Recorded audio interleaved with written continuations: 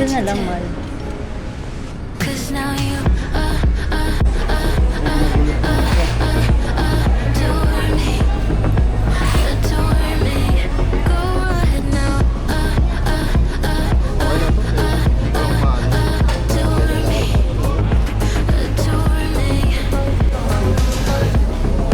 Little did I know she wanted you. Paano yan? Grind and go. You will grind here. You will get here and then grind here. Ano kukuha? Kukuha ka ba ngayon? Isip ko nga eh. Gusto ko lang try. Okay, sige. Sir, sabi dito, feel. Hold tight, 'cause I know that we're changing, but I will be forever young in your arms. Tell the story about you and me, about our love. She gon' love you like summer 15. Hold tight, 'cause I know that we're changing, but I will be forever young in your arms. Tell the story about you and me. She gon' love you like summer 15. We were always living for the weekend, painting pictures, you and me.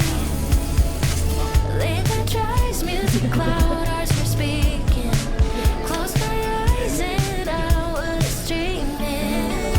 Hold tight, 'cause I know that we're changing, but I will be forever young in your arms. Tell the story about you and me, about our love. She gon' love you like summer 15. Hold tight, 'cause I know that we're changing, but I will be forever young in your arms. Tell the story about you and me, about our love. She gon' love you like summer 15. Can't see myself without you now, it's overdue. Try to go our separate ways, but I come back, it's true.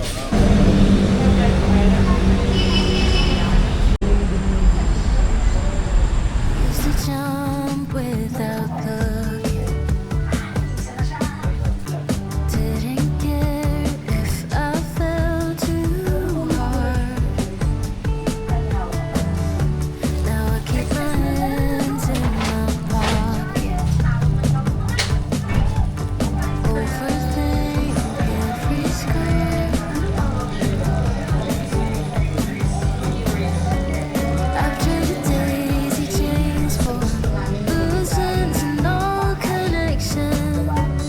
I've traded summer breaks for long nights and lost direction.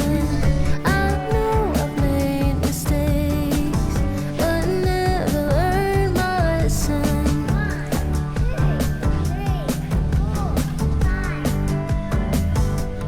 Where did she go? I swear she was just here, running the show, so unafraid. Wish I could go back to those days. Where did she go? Is she hiding in me, behind dreams I used to dream? Help me see the world the way I used to do. My life was just crying.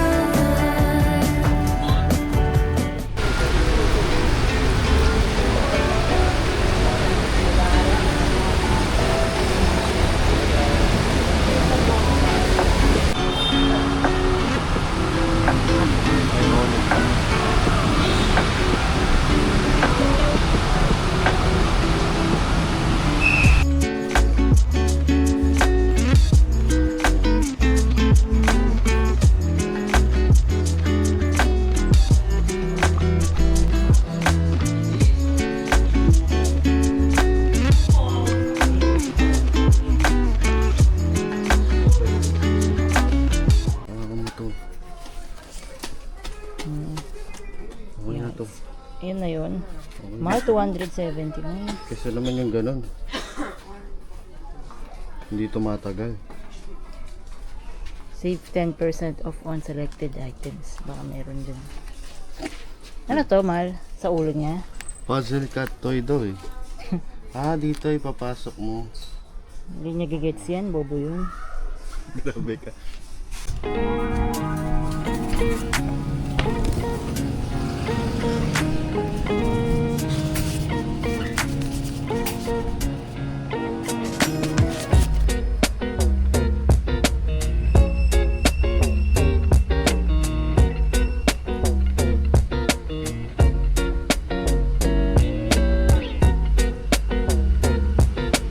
Papakapunta na, Gucci.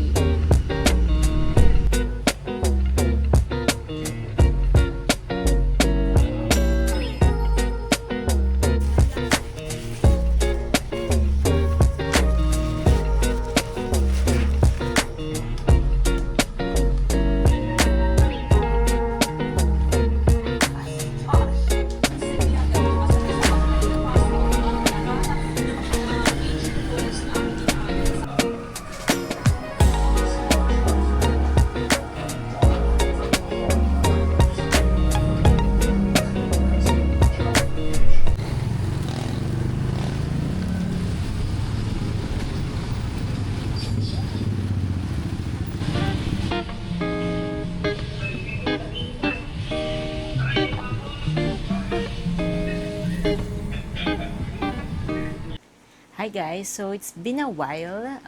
Di na ako nakapag-update. It's been a very busy week.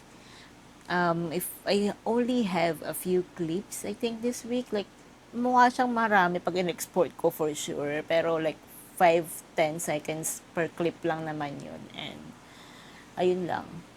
No excuses for that. It's just been very busy kasi, I think Tuesday, grocery kami. And then Thursday, nagpunta kaming Magnolia. We picked up yung Wednesday ba yun or Thursday? I forgot. Nalagay ko na lang dyan yung tamang sagot. Tamang sagot. So, ayun. We went to PC Express Gilmore Service Center to pick up yung Asus Zephyrus G16 ni Davis. So, all good na.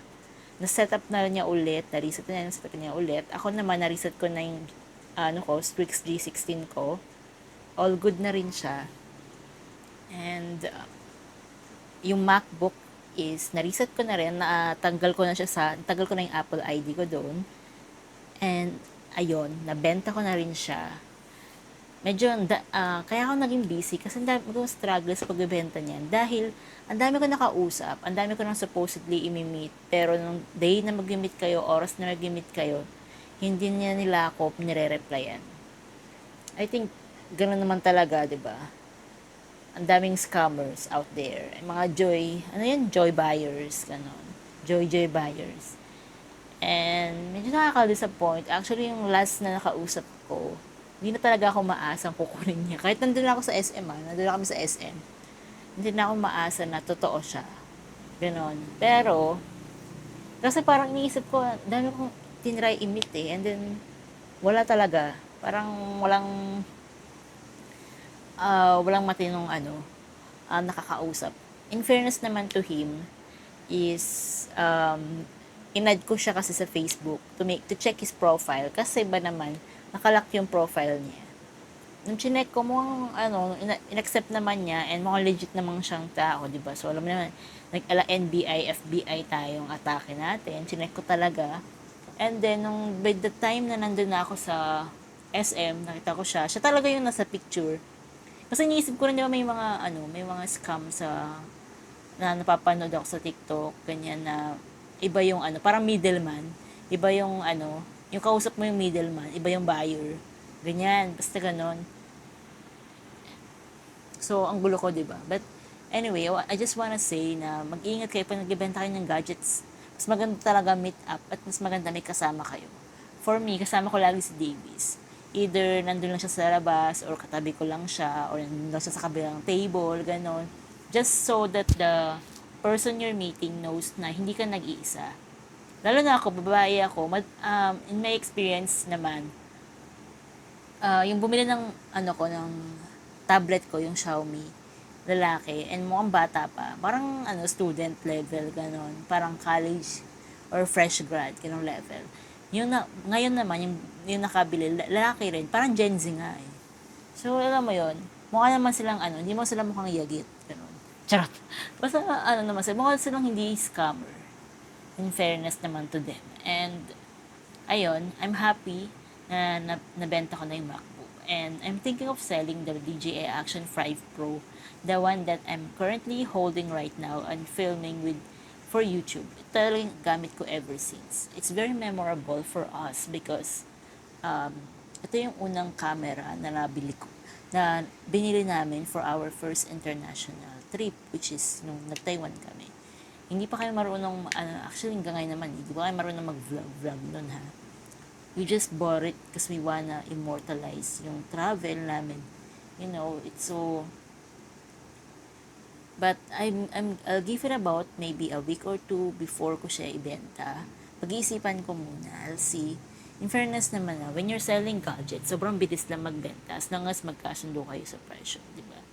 Unlike pag nagbenta ka ng bag, ng damit, medyo mas matagal sila sa market before mabenta. For gadgets, sobrang bilis ng sobrang bilis ng turnover niyan. Kasi mabilis talaga ibenta ang gadget. Ayun.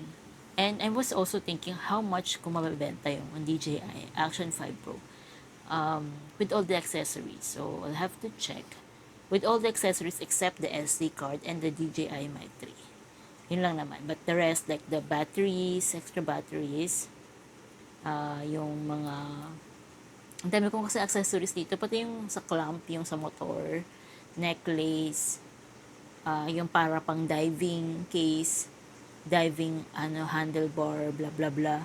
Tapos siyempre yung tripod pa nagamit ko ngayon. Yung ilaw, hindi ko alam kung ibenta ko to. Isama ko to kasi love na love ko yung Ulanzi LM18. Yan. Ito yung gamit ko na nakadikit siya sa may case ng DJI. Ayan, pag walang light, wait lang, on natin siya. Huwag mo ipahiya, mag-on ka. Minsan kasi, ayan. With light. So, adjust pa yan. Ayan. Gusto ko ganyan lang. And ginagamit ko rin to kasi when filming using my iPhone. Nasa ilalim lang siya ng tripod ko. Ay, wala dito yung tripod. Anyway. So, iniisip ko in the meantime, I'll just film using my phone habang ito ay, pag naibenta ko to if ever. Pero let's see, baka naman hindi ko kailangang humantong sa ganong level na ibenta ko siya. Kasi love na love ko siya. Alam mo yun. Sabi nga ni Days, pinanta mo yan. Anong gagamitin natin pag nag-rides tayo? Nga naman. So, I'm gonna really think about it. Anyway, inisip ko naman, pag binenta ko to, bibilin ko for sure, bibilin ko yung Asmo Action 6. But, kasi inisip ko rin, parang gusto na mag-Pocket 4 Pro naman, o kaya Luna. I don't know. Let's see. Anyway guys, ayoko nang pahabain tong vlog kasi yung nakaraang vlog sobrang haba. Nahirapan din ako i-cut siya kasi dami kong daldal. And well, probably see you next vlog na lang. Medyo mas maraming ganap this week pero magiging dedicated ako. I-vlog ko lalo na nasa isip ko na kailangan ko talagang ma-ROI na yung Action 5 para malaman ko kung kailangan ko ba siyang ibenta, you know what I'm saying. So, isama ko kayo sa aming side quest sa Binondo next week. And, ano pa ba?